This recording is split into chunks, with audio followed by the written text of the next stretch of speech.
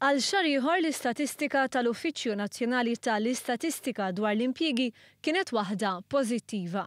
Fil-fatt jirriżulta li meta wieħed iqabbel Mejju ta' din is-sena ma' Mejju tas-sena li għaddiet kien hemm 6,800 persuna aktar f'impjieg full-time.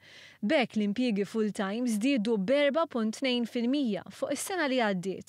Filwaqt li żieda ta' ħaddiema fis-settur privat għal dan il-perjodu kien ta' 6,421, dik fis-settur pubbliku kienet ta' 338.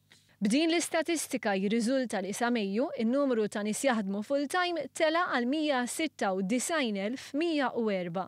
Dan ifisser li matul l-ewwel 27 xahar tal-amministrazzjoni preżenti kien hemm żieda ta' 13,700 impjieg full-time.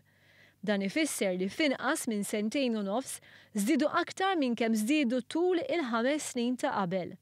Minn dawn 11,200 persuna kienu mas-settur privat. Fl-istess ħin żdiedu wkoll l-impjiegi part-time. Tispikka wkoll iż-żieda fl-impjiegi f'Għawdex fejn kien hemm żieda ta' 850 impjieg full-time. Dan huwa d-doppju taż-żieda fl-impjiegi li kien hemm fil-Gżira u Ċija tul il-5 snin ta' amministrazzjoni preċedenti. Fis-stqarrija tal-Gvern intqal li dawn ir-riżultati jikkonfermaw l-importanza tal-ħidma tal-Gvern fil-qasam tax-xogħol. Il-politika tal-Gvern qed twassal għal tkabbir ekonomiku li jsarraf ħafna aktar postijiet tax-xogħol.